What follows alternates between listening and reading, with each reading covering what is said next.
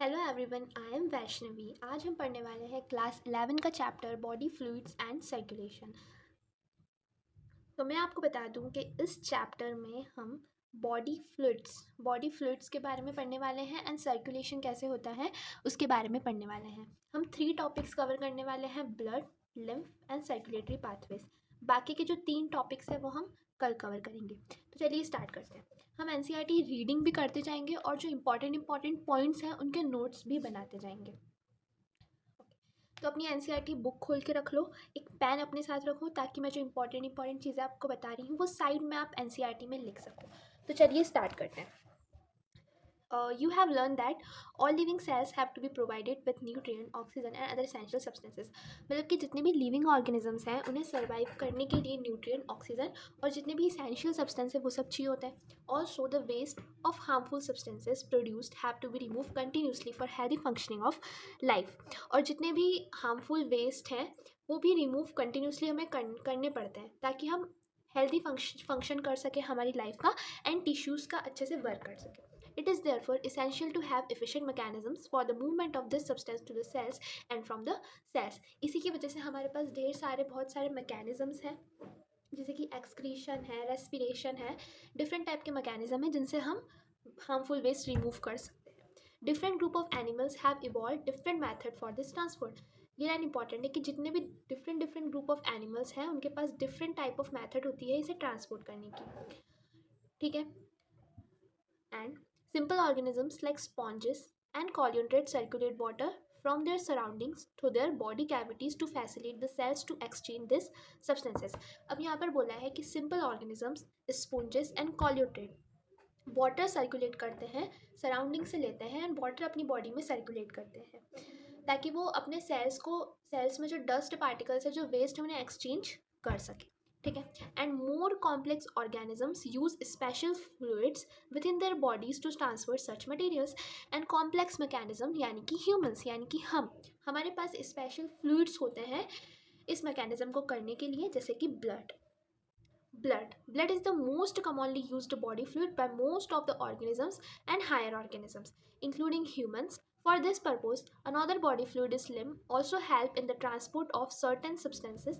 In this chapter you will learn about the composition and the properties of blood and lymph and the mechanism of circulation of blood also explained herein। सबको समझ आया?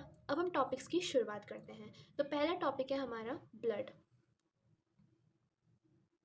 The first topic is blood. चलिए blood. तो blood हमारी body में होता है, हमारे ब्लड वेसल्स में होता है। तो blood is a special connective tissue. Blood is a special connective tissue. यहाँ पर ब्लड को कनेक्टिव टिश्यू क्यों बोला है? ब्लड को कनेक्टिव टिश्यू इसलिए बोला है क्योंकि ब्लड जो है डिफरेंट फ्लूइड्स को कनेक्ट कर कर रखता है। ब्लड में सिर्फ रेड कलर का ब्लड प्रेजेंट नहीं होता है, ब्लड में और भी डिफरेंट सब्सटेंसेस प्रेजेंट होते हैं जिनकी वजह से वो उसे कनेक्ट कर कर रखता है। ब्लड के अंदर एक फ्लूइड मैट्रिक्स होता है, प्लाज्मा होता है, फॉर्म्ड एलिमेंट्स होता है। फ्लूइड मैट्रिक्स यानी कि फ्लूइड होता है। ठीक है। फर्स्ट फ्लूइड होता है ये ब्लड। फर्स्ट चीज़ हो गई प्लाज्मा एंड सेकेंड चीज़ हो गई फॉर्म्ड एलिमेंट्स। अब हम सबसे पहले पढ़ते हैं प्लाज्मा के बारे में। ओके। प्लाज्मा। तो plasma is a straw coloured और विस्कस फ्लूइड। विस्कस यानी चिकना fluid consisting of nearly 55% in the blood. तो जो प्लाज्मा है वो पूरे ब्लड में 55% होता है। एंड प्लाज्मा के अंदर 90 to 95%, 92% वाटर होता है और 6 to 8% इसमें प्रोटीन होते हैं। तो ये बात आपको याद रखनी है कि जो हमारा प्लाज्मा है वो 55% ब्लड में होता है एंड प्लाज्मा के अंदर इनसाइड 90 से 92% वाटर होता है एंड बाकी के जो 6 to 8% है वो प्रोटीन्स होते हैं। जो 6 to 8% है वो प्रोटीन्स होते हैं। चलिए आगे बढ़ते हैं। आगे क्या बोल रहे हैं? अब प्रोटीन्स के बारे में इन्होंने बात करी है। Fibrinogens are needed for the clotting or coagulation of blood. जो फाइब्रिनोजन जो प्रोटीन है वो क्लॉटिंग यानी कि जब आपको इंजुरी हो जाती है तो ब्लड जो है वो जम जाता है, तो जो ब्लड की जो क्लॉटिंग करवाता है वो कौन कराता है? Fibrinogen. Then globulins primary are involve in defence mechanisms of the body. और जो ग्लोबुलिन्स होते हैं वो आपकी इम्यून सिस्टम डिफेंस मैकेनिज्म यानी कि अगर आपकी बॉडी के अंदर कोई वायरस आ रहा है तो वो उससे आपको बचा कर रखेगा globulin. Albumin help in osmotic balance. Albumin osmotic balance यानी कि balancing of salt and water in our body is called osmotic balance. तो एल्बुमिन सॉल्ट एंड वाटर को बैलेंस कर कर रखते हैं। Plasma also contain small amount of minerals like sodium, calcium, magnesium, HCO3 and chlorine. Plasma के अंदर ये सारे मिनरल्स भी होते हैं, ये भी आपको याद रखना है। और इसके अलावा ग्लूकोज होता है, अमीनो एसिड होता है, लिपिड्स होते हैं। And glucose, amino acid, lipids, hormones, carbon dioxide, oxygen, ये सब होते हैं, ठीक है।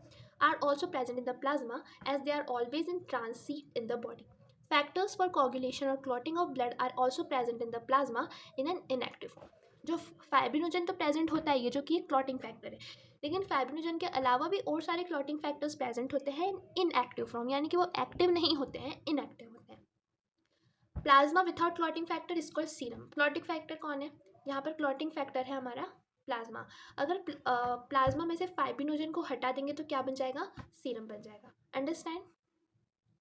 Next, formed elements. Okay, formed elements कौन कौन से हो जाएंगे? जो फॉर्म्ड एलिमेंट्स है वो है हमारे RBC, red blood cells, WBC, white blood cells and platelets are formed elements. चलिए पढ़ना स्टार्ट करते हैं।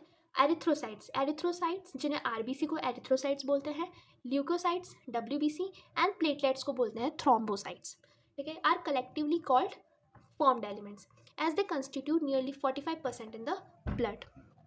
मतलब कि प्लाज्मा कितना था? 55%, एंड जो फॉर्म्ड एलिमेंट्स हैं वो 45% होते हैं पूरे ब्लड के अंदर। एरिथ्रोसाइट्स और red blood cell are the most evident of all the cells in the blood. Most evident यानी कि जो एरिथ्रोसाइट है, जो आरबीसी है, वो सबसे ज़्यादा ब्लड में प्रेजेंट होते हैं। A healthy adult man has on an average 5 million to 5.5 million RBC in the blood. एक एवरेज मैन के अंदर 5 मिलियन टू 5.5 मिलियन आरबीसी होती है, ठीक है। RBC are formed in the red bone marrow in the adult. अब RBC बनती कहाँ है? तो रेड बोन मैरो में आरबीसी बनती है। RBC are devoid of nucleus in most of the mammals and are biconcave in shape. Devoid of nucleus का यहाँ पर मीनिंग है कि जो आरबीसी है वो अपना न्यूक्लियस लॉस कर देती है ड्यूरिंग मैच्योरिटी, ताकि वो हीमोग्लोबिन को अपने अंदर बिठा सके, ताकि वो अपना रेड कलर का जो पिगमेंट है वो पा सके। अंडरस्टैंड? एंड इनका जो शेप होता है वो बायकॉन्केव इन शेप होता है। They have a red coloured iron containing pigment called haemoglobin. RBC के पास एक आयरन कंटेनिंग पिगमेंट होता है जिसे इन्होंने कहा है haemoglobin. Hence the colour and the name of this cells. A healthy individual have 12 to 16 gram haemoglobin in 100 ml of blood। एक healthy individual है, उसके पास 100 ml ऑफ ब्लड में 12 to 16 ग्राम हीमोग्लोबिन होता है। This molecules play a significant role in transport of respiratory gases. और इन्हीं molecule की वजह से ऑक्सीजन एंड कार्बन डाइऑक्साइड हमारी बॉडी में ट्रांसपोर्ट होती है। RBC have an average life span of 120 days. RBC का लाइफ स्पैन जो होता है वो 120 डेज होता है। After which they are destroyed in the spleen graveyard of RBC. यानी कि 120 डेज के बाद जो आरबीसी है वो डेड हो जाती है, और डेड होने के बाद वो कहाँ जाती है? स्प्लिन। स्प्लिन हमारे बॉडी का एक ऑर्गन है, उसके अंदर वो चली जाती है। नेक्स्ट है हमारा ल्यूकोसाइट्स। ल्यूकोसाइट्स यानी कि white blood cells. Leucocytes are also known as white blood cells as they are colourless. ये वाइट क्यों बोला इन्हों? क्योंकि कलरलेस होते हैं। आरबीसी रेड ब्लड सेल्स क्योंकि वो रेड कलर के होते हैं। डब्ल्यूबीसी वाइट ब्लड सेल्स यानी कि वो कलरलेस होते हैं। Due to lack of haemoglobin, क्योंकि इनके अंदर हीमोग्लोबिन की बहुत ज़्यादा कमी होती है। They are nucleated and are relatively lesser in number which are 6000 to 8000 पर mm cube of blood. WBC जो है वो न्यूक्लिएटेड होते हैं, मतलब कि मैच्योर होने के बाद अपना न्यूक्लियस लॉस नहीं करते हैं, इसलिए ये न्यूक्लिएटेड होते हैं। क्योंकि हीमोग्लोबिन को इन्हें बिठाना ही नहीं है तो न्यूक्लियस लॉस करके क्या करेंगे, तो ये न्यूक्लिएटेड होते हैं और 6000 to 8000 होते हैं पर mm क्यूब ऑफ ब्लड में। Leucocytes are generally short lived, ये शॉर्ट लिव्ड होते हैं। We have two main categories of डब्ल्यूबीसीज, ग्रैन्युलोसाइट्स एंड ए ग्रैन्युलोसाइट्स। अब डब्ल्यूबीसी जो है वो टू टाइप्स के होते हैं, granulocytes and agranulocytes. Granulocytes वो होते हैं कि मान लो ये हमारे डब्ल्यूबीसी हैं, इनके अंदर छोटे छोटे ग्रैन्युल्स प्रेजेंट हैं। एंड ए ग्रैन्युलोसाइट्स वो होते हैं डब्ल्यूबीसी के अंदर कोई ग्रैन्युल्स प्रेजेंट नहीं है, दैट इज ए ग्रैन्युलोसाइट्स। तो अब जो ग्रैन्युलोसाइट्स हैं,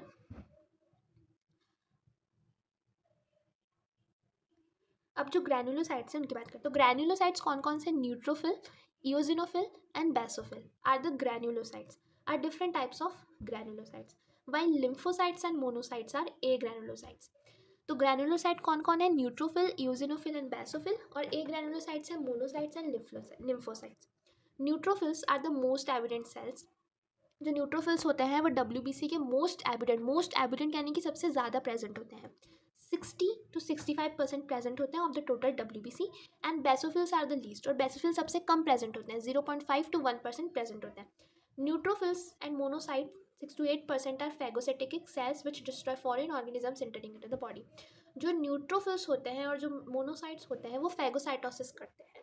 फैगोसाइटोसिस यानी कि एंटीजन जब बॉडी में इंटर करेगा तो वो उसे किल कर देंगे, ठीक है।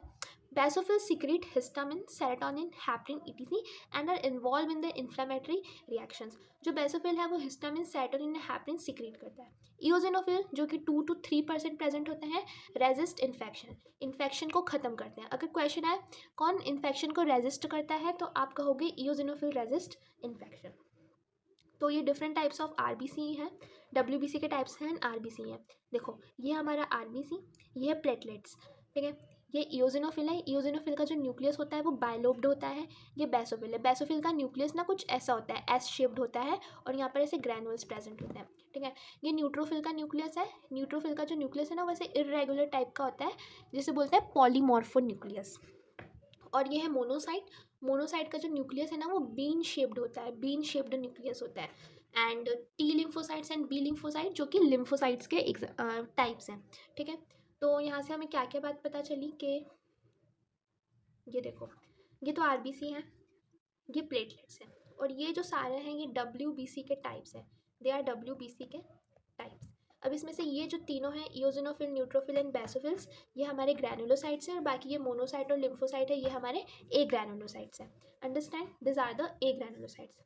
आगे बढ़ते हैं।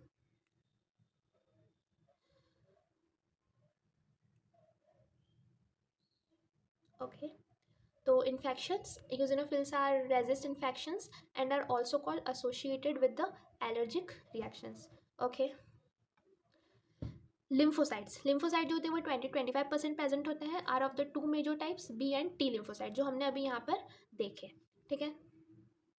Both B and T lymphocytes are responsible for the immune response in the body. अब आता है हमारे प्लेटलेट्स, जिन्हें बोला है thrombocytes. Platelets are also called thrombocytes, are the cell fragments produced from the megakaryocytes, special cell in the bone marrow. एक megakaryocyte cell होता है जिसके फ्रेगमेंट्स होते हैं। देखो जो मेगाकार्योसाइट होता है ना वो कुछ ऐसा होता है, जो हमारा मेगाकार्योसाइट होता है वो कुछ ऐसा होता है, ठीक है। तो इस ये जब टूटता है ऐसे, इसके जो फ्रेगमेंट्स होते हैं, इसके जो फ्रेगमेंट्स होते हैं ये जब टूटेगा तो इसके फ्रेगमेंट बन जाते हैं कुछ इस टाइप के। तो इन्हीं को क्या बोला है, इन्हीं को बोला है प्लेटलेट्स, ठीक है। ये मेगाकार्योसाइट कहाँ होता है तो ये बोन मैरो में होता है, ठीक है। Blood blood normally contains 1.5 lakh to 3.5 lakh platelets per mm³ in the blood. Platelets can release a variety of substances, most of which are involved in the coagulation of clotting of blood. Platelets भी बहुत substance release करती हैं जिसमें coagulation और clotting होती है। clotting मतलब कि जब आपको इंजुरी हो जाती है तो जो blood के जो धब्बे जम जाते हैं उसे बोलते हैं clotting. A reduction in their number can lead to clotting disorders, which will lead to excessive loss of blood in the body. अगर प्लेटलेट्स की कमी हो गई तो आपको बहुत सारे डिसऑर्डर्स हो सकते हैं। ओके नेक्स्ट टॉपिक की तरफ बढ़ते हैं, that is blood group. Next topic है जो वो है हमारा ब्लड ग्रुप। ओके तो ब्लड ग्रुप की तरफ बढ़ते हैं। ब्लड ग्रुप, आपने देखा होगा कि किसी किसी का ब्लड ग्रुप A होता है, किसी का B होता है, किसी का AB पॉजिटिव होता है, किसी का O नेगेटिव होता है, ठीक है। वैसे आप बताना आपका ब्लड ग्रुप क्या है इन द कमेंट सेक्शन। तो चलिए हम स्टार्ट करते हैं। As you know blood of human being differ from certain aspects through it appear to be similar, ठीक है। बहुत सारे ह्यूमन बींग्स के डिफरेंट होते हैं, बहुत सारे ह्यूमन बींग के सिमिलर ब्लड ग्रुप्स होते हैं। Various types of grouping of blood has been done. Two such groups are the ABO and RH groups are widely use all over the blood. अब यहाँ पे देखना ये जो ABO ब्लड ग्रुपिंग है ये बताता है कि आपका ब्लड ग्रुप A है, B है, O है या AB है, और ये जो RH है ये आपको बताता है कि आपका ब्लड ग्रुप पॉजिटिव है या नेगेटिव है। Understand? Okay let's start. ABO blood grouping, पहले हम ABO ब्लड ग्रुपिंग पढ़ेंगे फिर RH ग्रुपिंग पढ़ेंगे। तो ABO grouping is based on the presence or absence of two surface antigens chemical that induce immune systems on the RBC। तो जो RBC की जो मेम्ब्रेन होती है उस पर दो एंटीजन प्रेजेंट होते हैं जो केमिकली इम्यून रिस्पॉन्स में हेल्प करते हैं। कौन कौन है वो इन्हें अलग कलर से हाईलाइट करते हैं क्योंकि बहुत इंपॉर्टेंट है। A एंड B, कौन सा एंटीजन है जो RBC की मेम्ब्रेन पर प्रेजेंट होते हैं, that is A and B antigens. Similarly, the plasma of different individuals contain two natural antibodies protein produced in the response of antigen. और जो प्लाज्मा होता है, कुछ कुछ इंडिविजुअल्स ऐसे होते हैं जिनके प्लाज्मा में एंटीबॉडीज़ प्रेजेंट होती हैं, ठीक है। तो इससे हमें क्या पता चल रहा है कि जो एंटीजन है वो कहाँ प्रेजेंट होते हैं, आरबीसी की मेम्ब्रेन पर। जो एंटीजन है वो प्रेजेंट होते हैं आरबीसी की मेम्ब्रेन पर, एंड जो हमारे एंटीबॉडीज़ है वो प्रेजेंट होती हैं प्लाज्मा में। Antibodies are present in the plasma, okay. The destruction of antigens and antibodies in the 4 group of blood A B and O are given in the table 15.1। तो ये table अभी हम पढ़ेंगे, उसके पहले ये रीड कर लेते हैं। You probably know that during blood transfusion, जब ब्लड ट्रांसफ्यूजन होता है यानी कि किसी को ब्लड देना होता है या लेना होता है, तो any blood can not be use, हम कोई सा भी ब्लड यूज़ नहीं कर सकते, पूरी उसकी प्रॉपर चेकिंग होती है। The blood of a donor has to be carefully matched with the blood group of a recipient, यानी कि जो ब्लड दे रहा है उसका ब्लड अच्छे से चेक होगा किसी को देने के लिए, ठीक है। Before any blood transfusion to avoid several problems of clumping, destruction of RBC. The donor compatibility is also shown in table 15.1। चलो ये टेबल पढ़ते हैं, बहुत ही इंपॉर्टेंट टेबल है, हर चीज़ को हाईलाइट करना। मान लो अगर आपका ब्लड ग्रुप ए है, तो आपकी आरबीसी के सरफेस पर जो एंटीजन होगा वो क्या होगा, ए होगा, ठीक है। ये आरबीसी के सरफेस पर एंटीजन होगा, ए होगा, एंड उसके अगेंस्ट जो एंटीबॉडीज़ है प्लाज्मा में प्रेजेंट होगी वो होगी एंटी बी। अगर आपका ब्लड ग्रुप ए है तो एंटीबॉडी प्रेजेंट होगी एंटी बी, ये याद रखना। ए है तो बी प्रेजेंट होगी और अगर बी है तो ए प्रेजेंट होगी, ठीक है। और डोनर ग्रुप, यानी अगर आपका ब्लड ग्रुप ए है तो आपको कौन कौन ब्लड डोनेट कर सकता है, तो ए तो कर ही सकता है, ठीक है, और साथ में ओ भी कर सकता है। इसकी एक सिंपल ट्रिक है जो मैं अभी आपको बताने वाली हूँ। नेक्स्ट है, अगर आपका ब्लड ग्रुप बी है तो आपकी आरबीसी की सरफेस पर जो एंटीजन प्रेजेंट होगा वो होगा बी, और एंटीबॉडी जो कि प्लाज्मा में प्रेजेंट होगी वो होगी एंटी ए, ठीक है। और जो आपको ब्लड डोनेट कर सकते हैं, बी तो कर ही सकता है एंड ओ कर सकता है, मतलब देखना ओ सबको ब्लड डोनेट कर सकता है, ओ हर किसी को ब्लड डोनेट कर सकता है। नेक्स्ट है, अगर आपका ब्लड ग्रुप ए बी है तो आपकी आरबीसी की सरफेस पर जो एंटीजन प्रेजेंट होगा वो होगा ए एंड बी, और जो एंटीबॉडीज़ होगी प्लाज्मा में वो कोई एंटीबॉडी नहीं होगी। अगर ए बी ब्लड ग्रुप है तो प्लाज्मा में कोई एंटीबॉडी नहीं होगी। और डोनर ग्रुप देखो, इसमें ए भी है बी भी है, तो ए वाले भी कर सकते हैं, बी वाले भी कर सकते हैं, और ए बी वाले ऑब्वियसली कर ही सकते हैं, और ओ तो कर ही सकता है, मतलब ओ सबको ब्लड डोनेट कर सकते हैं, ठीक है। नेक्स्ट, अगर आपका ब्लड ग्रुप ओ है तो एंटीजन तो होगा ही नहीं, क्योंकि ओ आरबीसी की सरफेस पर एंटीजन कोई नहीं होगा अगर आपका ब्लड ग्रुप ओ है तो। लेकिन एंटीबॉडीज जो प्लाज्मा में होगी वो एंटी ए और बी दोनों होगी, और ओ कर सकता है, मतलब ओ वाले को सिर्फ ओ वाले ही ब्लड डोनेट कर सकते हैं, ठीक है, और कोई नहीं कर सकता है। अब बारी आती है ट्रिक की, तो व्हाट इज़ द ट्रिक, देखो अगर आपको ये याद ना हो तो इसके लिए एक सिंपल सी ट्रिक है जैसे आपको झटके में याद हो जाएगा। तो सबसे स्टार्ट करते हैं, यहाँ पर बनाना है ओ, यहाँ पर लिखना है blood group A B then A B,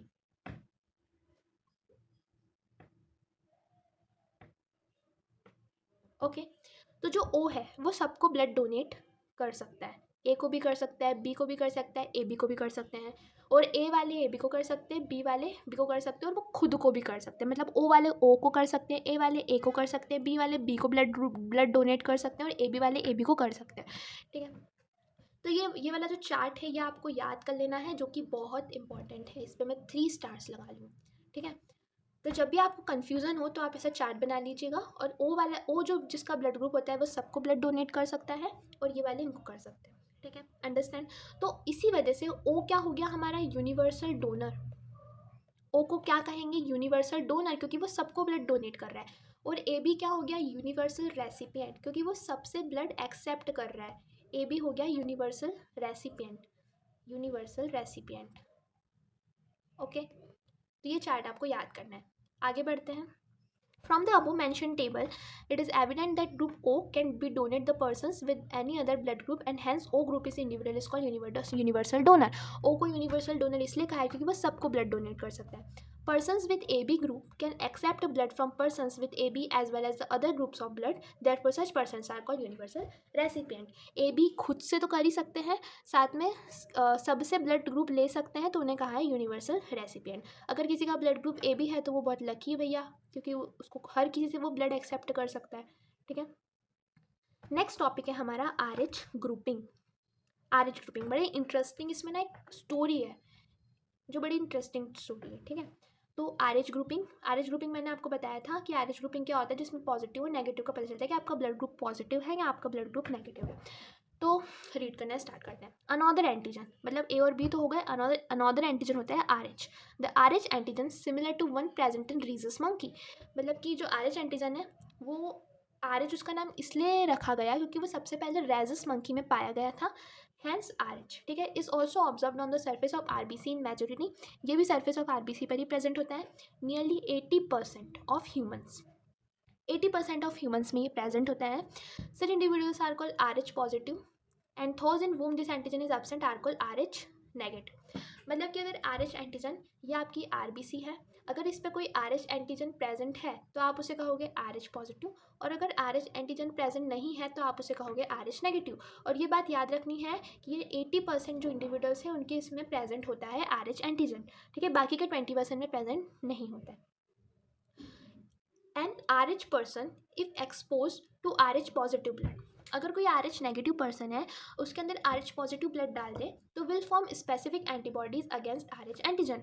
मतलब कि यहाँ पर कहा है कि मान लो कि मेरा ब्लड ग्रुप है आर एच नेगेटिव, ठीक है, तो मेरे अंदर गलती से किसी का ब्लड आ गया आर एच पॉजिटिव, तो जो मेरी जो बॉडी है वो डिफरेंट टाइप्स ऑफ एंटीबॉडीज़ बनाएगी इस आर एच पॉजिटिव एंटीजन को ख़त्म करने के लिए। ठीक है, अंडरस्टैंड। अब पढ़ते हैं। Therefore, RH group should also be matched before transfusion. इसकी वजह से RH group भी मैच होना चाहिए.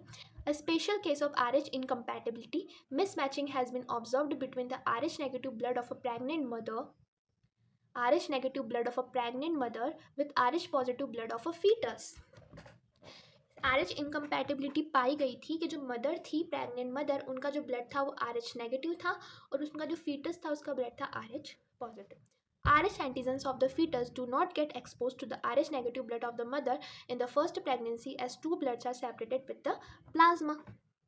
फीटस को तो कोई फ़र्क नहीं पड़ा क्योंकि प्लाजेंटा की वजह से जो सेपरेटेड था उनका ब्लड, मदर का ब्लड कभी भी चाइल्ड में नहीं जाता है, ये बात आपको पता होनी चाहिए, जिस वजह से क्योंकि वो प्लाजेंटा से सेपरेटेड रहता है। तो मदर का ब्लड था RH नेगेटिव और जो फीटस का ब्लड था वो था RH positive. However, during the delivery of the first child, there is a possibility of exposure of maternal blood to the small amounts of the RH positive blood from the fetus. इसका मतलब ये है कि जब बच्चे की delivery हो जाएगी तो ऐसी पॉसिबिलिटी हो सकती है कि जो बच्चे का जो RH पॉजिटिव ब्लड था कि वो मदर के जो प्लेजेंटा है उसके अंदर रह जाए, है ना. In such cases the mother starts preparing antibodies against RH antigen in her blood. तो फिर मदर की बॉडी क्या करेगी, उस RH पॉजिटिव जो है उसके खिलाफ एंटीबॉडी बनाने लगेगी. In case of her subsequent pregnancies the RH antigen from the mother can leak in to the body blood of a foetus RH positive and destroy the foetal RBC. तो अगर mummy की second pregnancy हुई, mother की second pregnancy हुई, तो जो mummy की body ने जो ब्लड बनाया है RH पॉजिटिव के अगेंस्ट, अगर दूसरा बच्चा आएगा तो इसकी पॉसिबिलिटी हो सकती है कि जो मम्मी का जो ब्लड है मम्मी की बॉडी में जब RH पॉजिटिव जाएगा तो वो फीटस के RBC को डिस्ट्रॉय कर देगा. ठीक है, this could be fatal to foetus or could cause severe anaemia and jaundice to the baby. इसकी वजह से बेबी को अनीमिया हो सकता है और जॉन्डिस हो सकता है. This condition is called erythroblastosis foetalis. इस कंडीशन को क्या कहा है, erythroblastosis foetalis. This can be avoided by administrating anti RH antibody to the mother. ठीक है, अगर हम मदर को एंटी RH एंटीबॉडी दे दें तो इससे हम ख़त्म कर सकते हैं immediately after delivery of first child. जैसे ही फर्स्ट चाइल्ड की डिलीवरी हुई उसके बाद. तो ये टॉपिक भी हमारा ख़त्म हो गया. आई होप आपको अंडरस्टैंड हुआ होगा. नेक्स्ट टॉपिक है हमारा कोगुलेशन ऑफ ब्लड. कोगुलेशन यानी क्या होता है, कोगुलेशन यानी क्या होता है, कोगुलेशन यानी क्लॉटिंग. और क्लॉटिंग यानी क्या होता है, क्लॉटिंग यानी कि अगर आपको कोई इंजुरी हो गई तो ब्लड निकलता है लेकिन थोड़ी देर बाद वो ब्लड जम जाता है, दैट इज़ कॉल्ड क्लॉटिंग. ठीक है, तो हम स्टार्ट करते हैं. You know that when you cut your finger hurt yourself. जब आपकी फिंगर कट करते हो, खुद को हर्ट करते हो, your wound does not continue to bleed for a long time. Wound यानी कि ब्लड बहुत देर तक ब्लीड नहीं होता है. Usually the blood stops flowing after some times. और कुछ देर के बाद जो ब्लड है वो फ्लो होना बंद हो जाता है. डू यू नो वाई, ऐसा होता क्यों है. ब्लड एग्जिबिट्स कोगुलेशन और clotting in response to injury और ट्रॉमा. ब्लड कोगुलेशन करता है, क्लोटिंग करता है जब भी आपको कोई इंजुरी होती है. This is a mechanism to prevent excessive loss of blood from the body.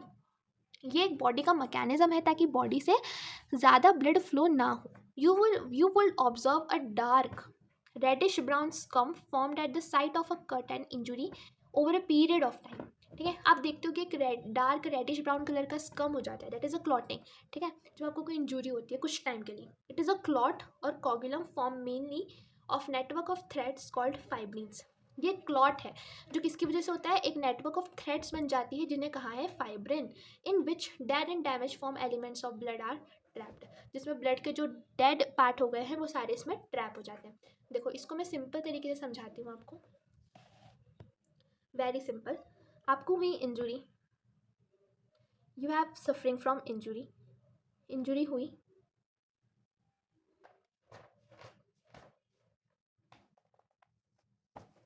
Injury हुई, आपको इंजुरी हुई, तो आपकी बॉडी क्या रिलीज करेगी, आपकी बॉडी रिलीज करेगी थ्रोम्बोब्लास्टिन. थ्रोम्बोप्लास्टिन आपकी बॉडी रिलीज करेगी थ्रोम्बोप्लास्टिन. जो थ्रोम्बोप्लास्टिन है वो एक्टिवेट करेगा थ्रोम्बोकाइनेस को, बॉडी में से ढूंढ के लाएगा और उसे बोलेगा कि भैया तुम एक्टिवेट हो, वो थ्रोम्बोकाइनेस को एक्टिवेट करेगा. ठीक है, फिर ये थ्रोम्बोकाइनेस रिलीज करेगा प्रोथ्रोम्बिन को, प्रोथ्रोम्बिन को. ये सारे एंजाइम्स हैं जो आपको याद रखने हैं. ठीक है, या फिर लिख लो एक कॉपी में. प्रोथ्रोम्बिन को, प्रोथ्रोम्बिन कन्वर्ट करेगा थ्रोम्बिन को, प्रोथ्रोम्बिन कन्वर्ट हो जाएगा थ्रोम्बिन में, प्रोथ्रोम्बिन कन्वर्ट हो जाएगा थ्रोम्बिन में. फिर थ्रोम्बिन रिलीज करेगा फाइब्रिनोजन, थ्रोम्बिन रिलीज करेगा फाइब्रिनोजन, और फाइब्रिनोजन रिलीज करेगा फाइब्रिन, जिसकी वजह से आपको क्या हो जाएगी, क्लॉटिंग. यहाँ पर लिखा है फाइब्रिन. ठीक है, ये यहाँ पर लिखा है किसकी वजह से होता है, ये फाइब्रिन की वजह से होता है जो फाइब्रिनोजन रिलीज करता है. Okay, fibrins are formed by the conversion of inactive fibrinogens. ये जो फाइब्रिनोजेंस हैं इनकी वजह से ये फॉर्म्ड होता है. ठीक है, इन the plasma by the enzyme thrombin. ये सब शॉर्ट में लिख दिया, इसे लर्न कर लोगे तो ये पूरा पैराग्राफ पढ़ने की ज़रूरत ही नहीं है, सब यही लिखा है. ठीक है, thrombins in turn are formed from another inactive substances present in the plasma called prothrombin and enzyme complex. ठीक है, thrombokinase is required for the above reaction. तो मतलब मैंने आपको वही समझाया, वही सबसे पहले इंजुरी हुई कि थ्रोम्बोब्लास्टिन होगा, थ्रोम्बोब्लास्टिन रिलीज करेगा थ्रोम्बोकाइनेस, थ्रोम्बोकाइनेस रिलीज करेगा प्रोथ्रोम्बिन, प्रोथ्रोम्बिन एक्टिवेट करेगा थ्रोम्बिन को, थ्रोम्बिन रिलीज करेगा फाइब्रिनोजन और फाइब्रिनोजन रिलीज करेगा फाइब्रिन और फिर हो जाएगी clotting. Understand. This complex is formed by the series of linked enzymatic reactions, cascade process. इस पूरी प्रोसेस को क्या कहा है, कैस्केड प्रोसेस. ओके, इस पूरी प्रोसेस को क्या कहते हैं, cascade process. Involving in the number of factors present in the plasma in an inactive state. ये सारे इनएक्टिव स्टेट में होते हैं, जब आपको इंजुरी होती है तो ये एक्टिव हो जाते हैं. An injury or trauma stimulate the platelets in the blood to release certain factors which activate the mechanism of coagulation. जब भी आपको इंजुरी होती है तो सबसे पहले प्लेटलेट्स को रिस्पॉन्स जाता है, प्लेटलेट देती है प्लाज्मा को रिस्पॉन्स, जिसकी वजह से coagulation हो जाता है. Certain factors released by tissues at the site of injury also can initiate coagulation. Calcium ion plays a very important role in the clotting. और हाँ, इनके साथ ना कैल्शियम आयन भी रिलीज होता है, कैल्शियम आयन. ठीक है, सब पे कैल्शियम आयन लिख लो. ओके, और इस पूरी प्रोसेस को कहते हैं कैस्केड प्रोसेस. तो ये कोगुलेशन ऑफ ब्लड भी हमें ख़त्म कर दिया है. आई होप आपको समझ आया होगा. अब हम नेक्स्ट टॉपिक की तरफ बढ़ते हैं जिसका नाम है लिम्फ. देखो, लिम्फ जो है वो टिश्यू फ्लूइड है, यानी कि इसे टिश्यू फ्लूइड क्यों कहा है, लिम्फ को टिश्यू फ्लूइड क्यों कहा है, लिम्फ को टिश्यू फ्लूइड, लिम्फ को टिश्यू फ्लूइड इसलिए कहा है क्योंकि ये टिश्यूज़ में से रिलीज होता है. कहाँ से रिलीज होता है, टिश्यूज़ में से रिलीज होता है. टिश्यूज़ के अंदर जो सेल्स होते हैं, जो टिश्यूज़ है, मान लो ये आपका टिश्यूज़ है. ठीक है, ये आपका टिश्यू है, टिश्यू के अंदर ये है सेल्स, सेल्स के बीच में ये जो गैप होती है ना, यहाँ से ये रिलीज़ हो जाता है. यहाँ से क्या रिलीज़ हो जाता है, लिम्फ. यहाँ से लिम्फ रिलीज़ हो जाता है. ठीक है, जैसे उन्हें नाम दिया लिम्फ, जैसे कहा है टिश्यू फ्लूइड, क्योंकि टिश्यूज़ के अंदर सेल्स होते हैं, उनके बीच में जो गैप होती हैं वहाँ से रिलीज़ होता है. ठीक है, तो हम पढ़ना शुरू करते हैं. वेरी सिंपल है, इसमें ज़्यादा कंफ्यूज होने की प्रॉब्लम नहीं है.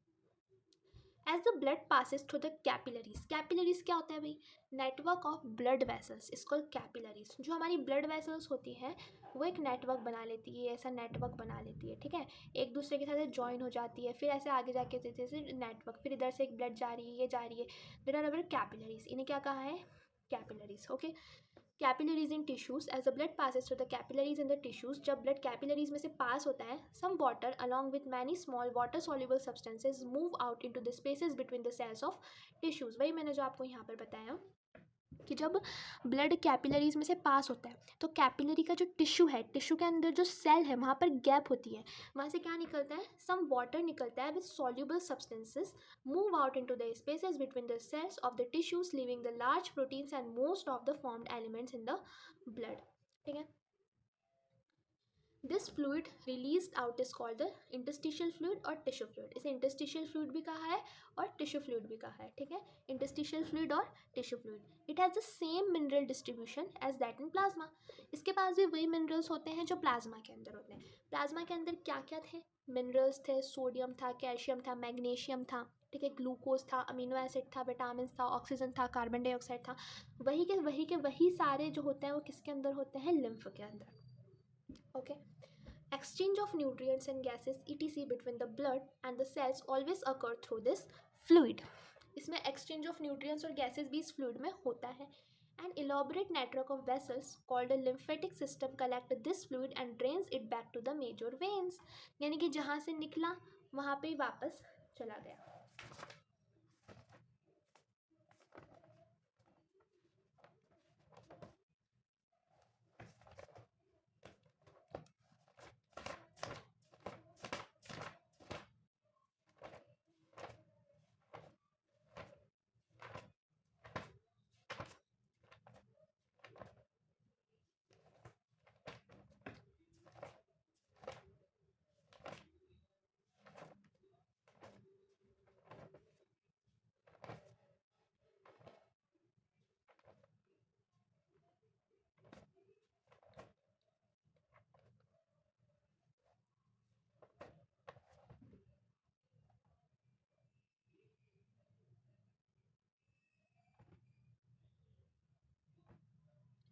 यानी कि गाइस इन्होंने कहा है कि जो लिम्फ है वो कहाँ से निकलता है, ये जो कैपिलरीज है, कैपिलरीज के अंदर जो टिश्यू होता है, ठीक है, टिश्यूज के अंदर जो सेल होते हैं वहाँ पर छोटे छोटे गैप्स होती है, यहाँ से क्या निकल जाता है, लिम्फ। लिम्फ क्या है, वाटर बाहर निकल जाता है विद सम सॉल्युबल सब्सटेंसेज। जो सॉल्युबल सब्सटेंसेज रहते हैं, जो पानी में सॉल्युबल हो जाते हैं, वाटर में सॉल्युबल हो जाते हैं, उनके साथ ये लिम्फ बाहर निकल जाता है। ठीक है, इतनी बात समझ आई। लेकिन वापस इसे कौन ट्रैप कर लेता है, इसे ट्रैप कर लेता है lymphatic system.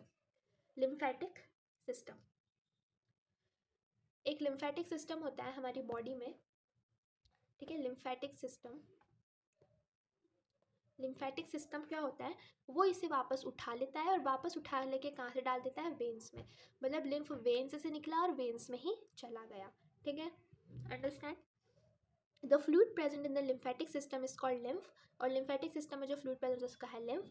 Lymph is colourless, ये कलरलेस फ्लूइड होता है containing specialised lymphocytes which are responsible for the immune response.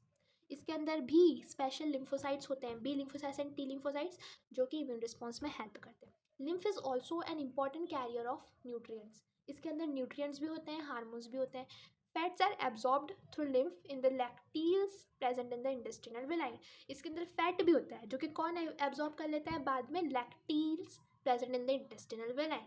कौन एब्जॉर्ब कर लेता है, लैक्टील्स, जो इंटेस्टिनल विलाइन में प्रेजेंट होते हैं। ओके गाइस, तो नेक्स्ट टॉपिक है हमारा सर्कुलेटरी पाथवेज। और कितना है, 3 टॉपिक हो गए ना। हाँ, बाकी के 3 टॉपिक्स हम कल पढ़ने वाले हैं। तो सर्कुलेटरी पाथवेज, एक मिनट एक बार देख लेते हैं।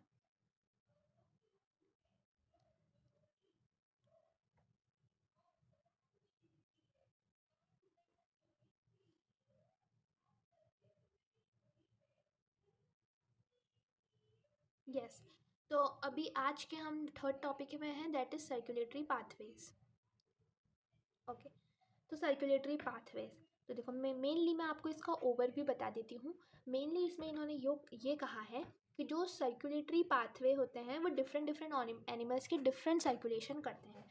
इसमें 2 टाइप्स के सर्कुलेटरी सिस्टम बताए हैं, open circulatory system and close circulatory system, और फिर उनके एग्जांपल्स बताए हैं। ठीक है, open circulatory, close circulatory system है। उसके बाद इन्होंने बताया है कि वर्टिब्रेट है, रेप्टाइल्स है, एम्फीबियंस है, इनके पास कैसे किस टाइप के हार्ट होते हैं। तो चलिए, are you ready for this interesting topic? Okay, The circulatory patterns are two types.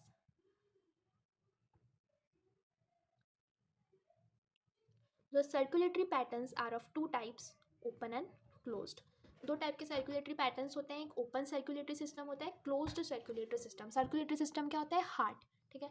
Open circulatory system is present in arthropods and molluscs, which blood pumped by the heart passes through large vessels into an open spaces called.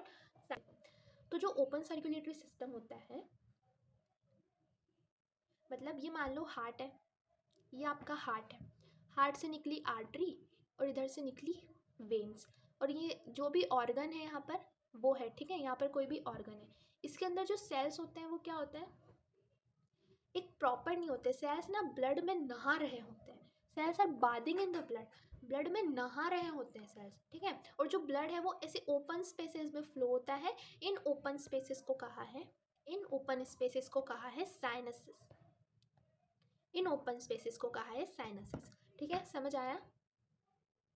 तो क्या कह रहे हैं कि, और इसके example कौन कौन है? Arthropods and molluscs. कौन है इसके एग्जाम्पल? Arthropods and molluscs. ठीक है, ओपन सर्कुलेटरी सिस्टम के एग्जाम्पल है arthropods and molluscs. Annelids and chordates have close circulatory system. जो एनालिट्स हैं और जो कॉर्डेट्स हैं उनके पास क्लोज सर्कुलेटरी सिस्टम होता है, in which the blood pumped by the heart is always circulated through the close network of blood vessels. अब इसमें क्या होता है? इसमें इनका ओपन सर्कुलेटरी सिस्टम नहीं है, इनका जो सिस्टम है वो क्लोज्ड है.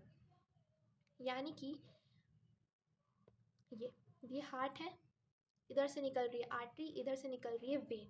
ठीक है, और ये यूँ यहाँ पर इनका कोई ऑर्गन है, इस ऑर्गन के अंदर जो है यहाँ पे कैपिलरीज प्रेजेंट है. ठीक है, कैपिलरीज प्रेजेंट है जहाँ से ब्लड जो है वो फ्लो होगा और फिर जाएगा. तो क्लोज्ड वेसल्स में ब्लड फ्लो होता है. ठीक है, किसमें? Annelids and chordates closed vessel में ब्लड फ्लो करते हैं. This pattern is considered to be more advantages as a flow of fluid can be more precisely regulated. तो अगर कोई पूछे कि ओपन सर्कुलेटरी सिस्टम और क्लोज सर्कुलेटरी सिस्टम में ज़्यादा एडवांटेजियस कौन सा है, तो आप क्या बोलोगे? क्लोज सर्कुलेटरी सिस्टम में ज़्यादा एडवांटेजियस है, क्लोज्ड सर्कुलेटरी सिस्टम ज़्यादा एडवांटेजियस है. Okay. All vertebrates possess a muscular chambered heart. Vertebrates यानी जिन जिनकी वर्टिब्रा होती है उनके पास मस्कुलर चैम्बर्ड हार्ट होता है. Fishes have a two chambered heart. जो फिशेज होती है उनके पास टू चैम्बर्ड हार्ट होता है. ठीक है, विद एन एंट्रियम एंड वेंट्रिकल. उनके पास टू चैम्बर्ड हार्ट होता है, मतलब एंट्रियाई होती है और एक वेंट्रिकल ही होता है. Amphibians and the reptiles except crocodile have three chambered heart. Amphibians and reptiles. Amphibians कौन कौन होते हैं? एम्फीबियंस वो होते हैं जो लैंड और वाटर दोनों पर रह सकते हैं, और रेप्टाइल्स वो होते हैं जो एग ले करते हैं, अब एग ले तो क्रोकोडाइल भी करते हैं, लेकिन उन्होंने बोला है कि एक्सेप्ट क्रोकोडाइल को छोड़कर जितने भी रेप्टाइल्स उनके पास थ्री चैम्बर्ड हार्ट होता है, दो आर्टरीज होती हैं एंड अ सिंगल वेंट्रिकल होता है. Okay. Where is crocodile, birds and mammals. Crocodile, birds and mammals possess a four chambered heart. Crocodile, birds and mammals यानी कि हम, फोर चैम्बर्ड हार्ट होता है, हमारे पास दो आर्टरीज होती है, दो वेन्स होती हैं. In fishes the heart pump out deoxygenated blood which is oxygenated by the gills and supplied to the body parts, and the whole deoxygenated blood is returned to the heart a single circulation. यानी कि जो fishes में क्या होता है कि deoxygenated blood heart देता है बॉडी पार्ट्स को, फिर गिल्स से में ऑक्सीजनेशन हो जाता है और फिर से हार्ट के अंदर चला जाता है. तो दिस टाइप ऑफ सर्कुलेशन को कहा है सिंगल सर्कुलेशन. समझ आया? नहीं आया? चलो मैं बताती हूँ कैसे समझाना है इसको ईजी तरीके से. तो ब्लैक ले लेते हैं. ये है फिशेस का हार्ट. जो फिशेस का जो हार्ट होता है वो कुछ ऐसा होता है. This is the heart of fishes. ठीक है, ऐसा हार्ट होता है.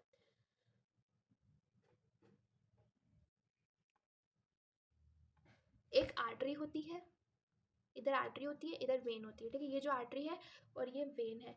तो बॉडी पार्ट्स से क्या आता है? डीऑक्सीजनेटेड ब्लड, यानी कि कार्बन डाइऑक्साइड कंटेनिंग ब्लड आता है, फिर आर्टरी में जाएगा, फिर वेन में जाएगा और फिर वापस बाहर आ जाएगा. कौन सा ब्लड? Oxygenated blood. फिर कहाँ पर ऑक्सीजनेशन हो जाएगी? गिल्स में. गिल्स कर देगा ऑक्सीजनेशन, यानी कि फिर से कार्बन डाइऑक्साइड कंटेनिंग ब्लड कर देगा और फिर जाएगा. मतलब सिर्फ एक ही ब्लड ट्रैवल हो रहा है. अगर आप देखो तो सिर्फ डीऑक्सीजनेटेड ब्लड ही यहाँ पर ट्रैवल हो रहा है. ऑक्सीजनेटेड ब्लड्स तो बॉडी के बाहर ट्रैवल हो रहा है. So this type of circulation called single circulation, in which only one type of blood can travel, only deoxygenated blood can travel, is called single circulation, ठीक है। In amphibians and reptiles the left atrium receives oxygenated blood from the gills. और amphibians और reptiles होते हैं, amphibian यानी जो land और water दोनों पर रहते हैं, रेप्टाइल्स यानी जो एग ले करते हैं। इनके इसमें left atrium receive oxygenated blood, और जो gills, lung, skin, the right atrium get deoxygenated blood from the other parts. देखो अब ये वाली कहानी समझो, ये वाली कहानी क्या कह रहा है। इस वाली कहानी में कहा है कि जो एम्फीबियंस और रेप्टाइल्स होते हैं उनका 3 चैम्बर्ड हार्ट होता है ऐसा। इधर होती है राइट एट्रियम, इधर होता है लेफ्ट एट्रियम, इधर होता है लेफ्ट एट्रियम, एंड इधर होता है वेंट्रिकल्स। 3 चैम्बर्ड हार्ट होते हैं। तो राइट एट्रियम क्या कैरी करता है, डी ऑक्सीजनेटेड ब्लड, और लेफ्ट एट्रियम कैरी करता है ऑक्सीजनेटेड ब्लड, ठीक है। फिर बाद में क्या होता है, इन दोनों की यहाँ पर क्या हो जाती है, मिक्सिंग हो जाती है, इन दोनों की मिक्सिंग हो जाती है, और फिर यही मिक्स्ड ब्लड आउट हो जाता है, बॉडी से बाहर हो जाता है। तो ऐसी सर्कुलेशन को क्या कहा है, incomplete double circulation. Incomplete double circulation, क्योंकि डबल सर्कुलेशन जैसा काम तो कर रही है लेकिन 3 चैम्बर्ड हार्ट है, ठीक है। तो इनकम्प्लीट डबल सर्कुलेशन, और फिर से ऐसा होता है, और फिर ऑक्सीजन ब्लड लेता है, मिक्स हो जाते हैं और फिर बाहर निकल जाता है। तो इसे कहा है इनकम्प्लीट डबल सर्कुलेशन, ठीक है। अगला टाइप ऑफ हार्ट है, however they get mixed up in the single ventricle which pump out mixed blood in complete double circulation, ठीक है। in birds and mammals oxygenated and deoxygenated blood received by the left and the right atria respectively passes on the ventricles of the same sides। अब हम में क्या होता है, mammals में, birds, mammals and crocodiles में क्या होता है, 4 चैम्बर्ड हार्ट होता है। ये 4 चैम्बर्ड, राइट एट्रियम होता है, राइट वेंट्रिकल होता है, लेफ्ट एट्रियम होता है, लेफ्ट वेंट्रिकल होता है, ठीक है। राइट एट्रियम और राइट वेंट्रिकल कौन सा ब्लड कैरी करते हैं, डी ऑक्सीजनेटेड, और लेफ्ट एट्रियम और left ventricle oxygenated blood travel करते हैं। तो इसको बोला है कंप्लीट डबल सर्कुलेशन। यहाँ पर डी ऑक्सीजनेटेड ब्लड भी है और ऑक्सीजनेटेड ब्लड भी हो रहा है, तो इसे बोला है complete double circulation. Okay, this is called complete double circulation. The ventricles pump it out without any mixing up, कोई मिक्सिंग नहीं हो रही है। Two separate circulatory pathways are present in this organism, hence these animals have double circulation. Let us study the human circulatory system, जो कि हम study करेंगे कल। ओके, जो कि हम स्टडी करने वाले हैं कल।